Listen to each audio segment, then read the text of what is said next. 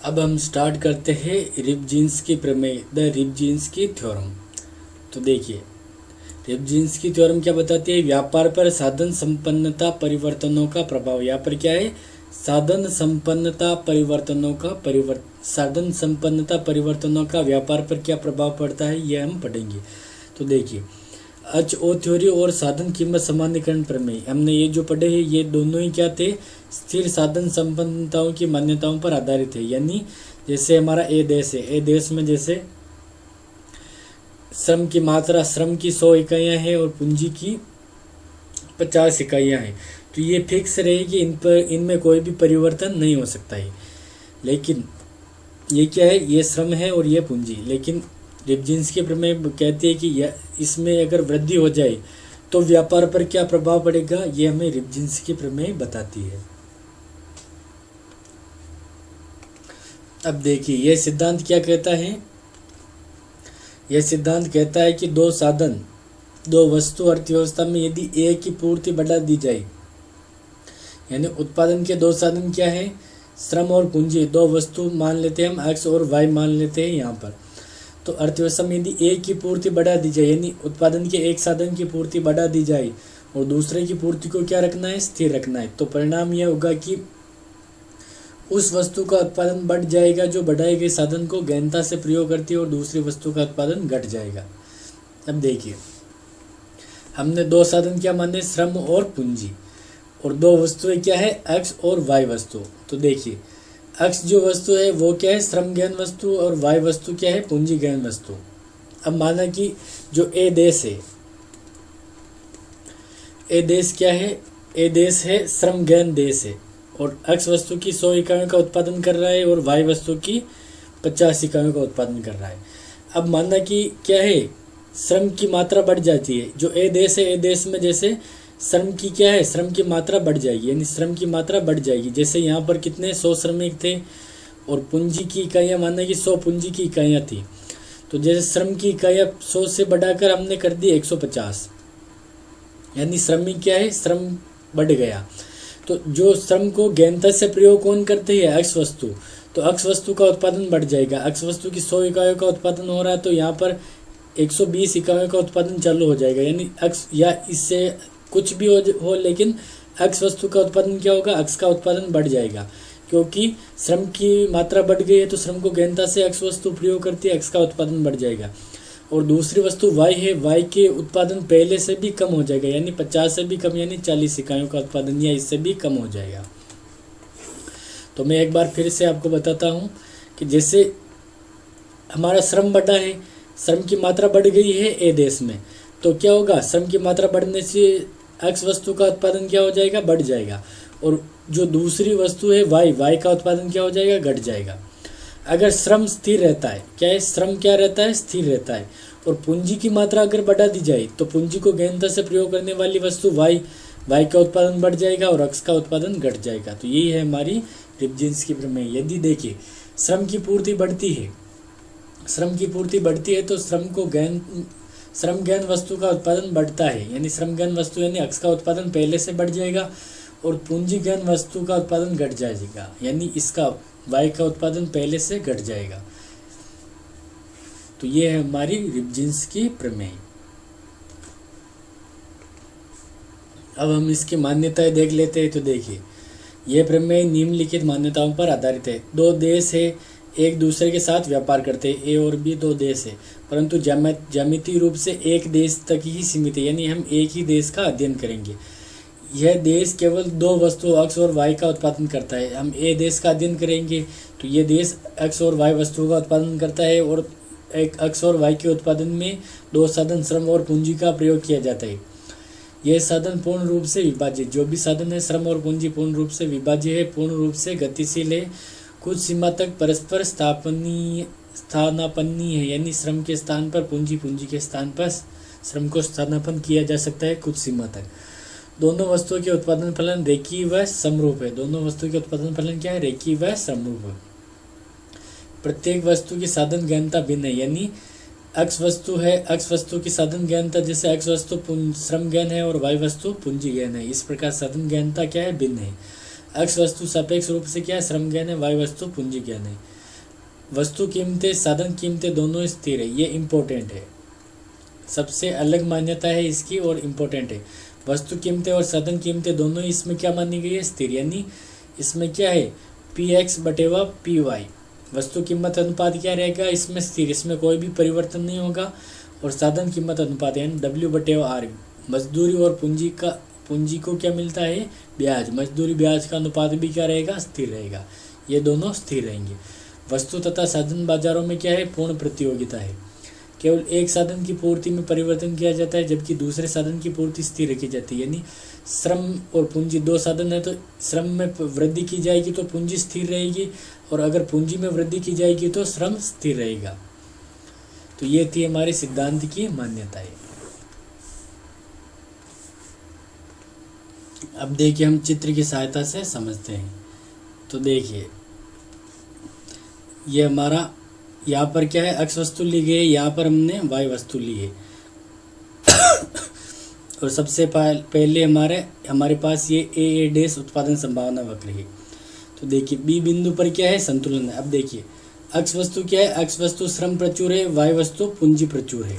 अब देखिए ये हमारी व्यापार से पहले क्या है, कीमत रेखा, कीमत रेखा क्या है, पहले पीबी है। अब देखिए देश प्रारंभ में क्या है,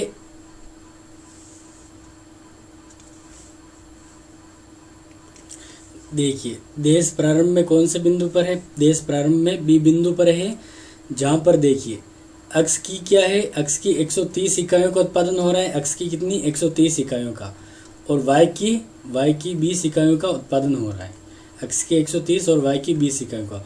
अब देखिए हम मान लेते जैसे हमारा जो ए देश है, ए देश में प्रारंभ में देखिए हमारे पास क्या है, इतनी मात्रा में क्या है, श्रम है, और इतनी मात्रा में क्या है, पूंजी है।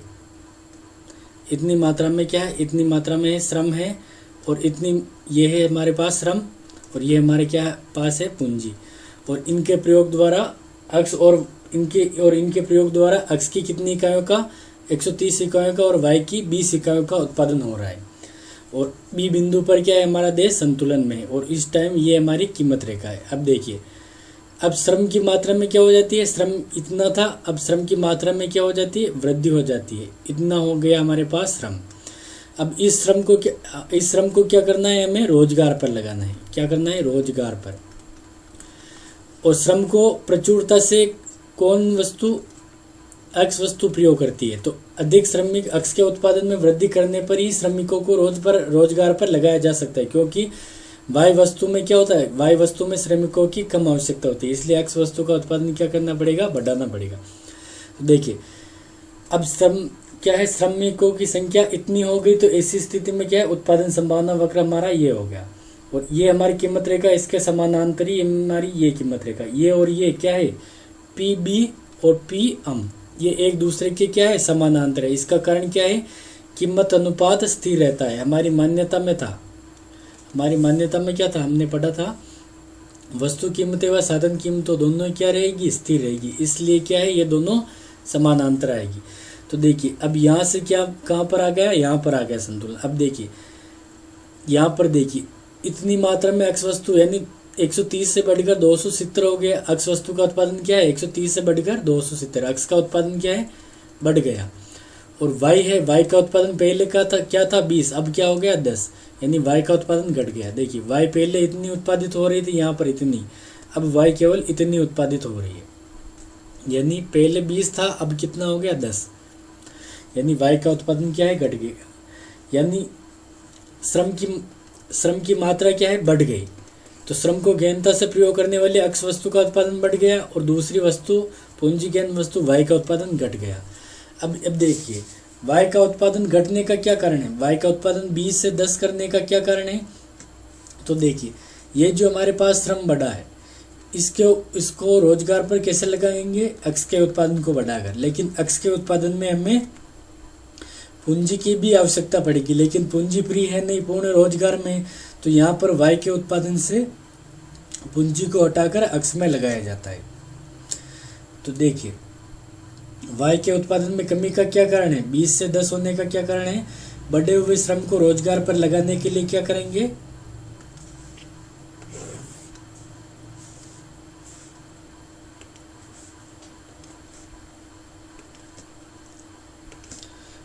बढ़े हुए श्रम को रोजगार पर लगाने के लिए वाई के उत्पादन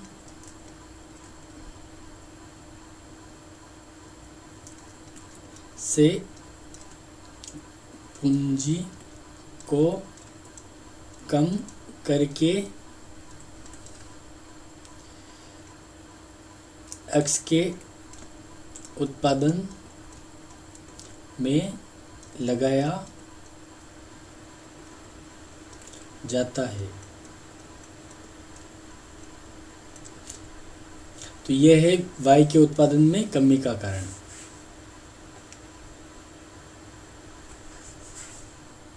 तो ये थी हमारी रिपजिन्स की प्रमेय, जो क्या कहती है कि किसी एक साधन की मात्रा बढ़ा दी जाए, यानी साधन जैसे श्रम की मात्रा बढ़ा दी जाए तो श्रम को गहनता से प्रयोग करने वाली एक्स वस्तु का उत्पादन बढ़ जाएगा और दूसरी वस्तु वाई का उत्पादन क्या हो जाएगा? घट जाएगा।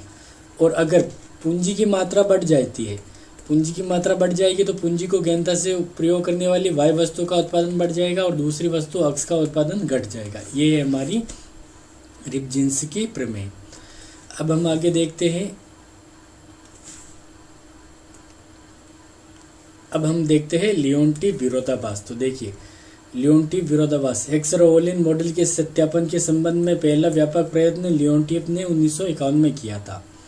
अब देखिए, हेक्सर-ओवलिन के अनुसार जिस देश में अधिक पूंजी होगी वह पूंजीगत वस्तुओं का निर्यात करेगा, वह श्रमगहन वस्तुओं का आयात करेगा। हमारी HO थ्योरी यह क्या कहती है कि जिस देश में क्या है श्रम अधिक होगा वह श्रमगहन वस्तु एक्स का निर्यात करेगा, एक्स का उत्पादन करेगा